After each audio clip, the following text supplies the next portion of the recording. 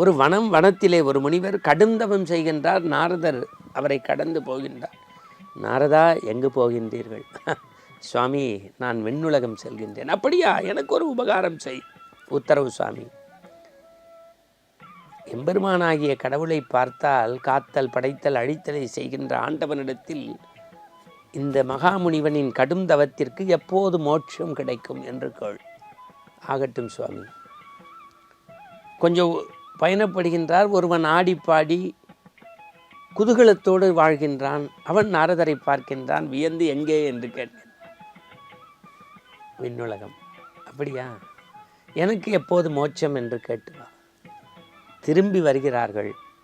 ஆடிப்பாடி மகிழ்ந்தவனுக்கு சொன்னார், நீ கீழே ஆடிப்பாடி மகிழ்வதற்கு மேலே ஒரு புளிய மரம் இருக்குப்பார். அதில் சின்ன சின்ன இலைகள் இருக்கிற அந்த இலைகள் எப்போது உதிர்கிறதோ அப்போது உனக்கு மோட்சம்.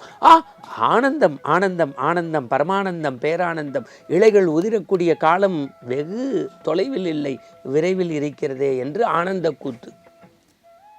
முனிவரை சந்தித்தார் நாரதர். 4 ஜென்மத்திற்கு பிறகு பெரிய புற்று கட்டினாலும் அதற்கு பிறகு உங்களுக்கு இறைவனுடைய மோட்சம் கட்டும். முனிவர் ஐயோ ஐயோ ஐயோ, 4 ஜென்மமா என்று துடித்தார். கடவுள் கண்முன்னே தோன்றி ஆடிப்பாடி மகிழ்ந்தவனுக்கு மோட்சம் கொடுத்தார். முனிவர் திகைத்து நின்றபோது சொன்னார், புளிய மரத்து இலை விழுந்து கடைத்து விடும் என்கின்ற நம்பிக்கை அவனுடைய மனதில் ஆழம் கால் பட்டது. நீ கண்மூடி தியானம் இருந்தாலும் ஒரு தேவை நோக்கியே இருந்தது என்று முடித்தார்.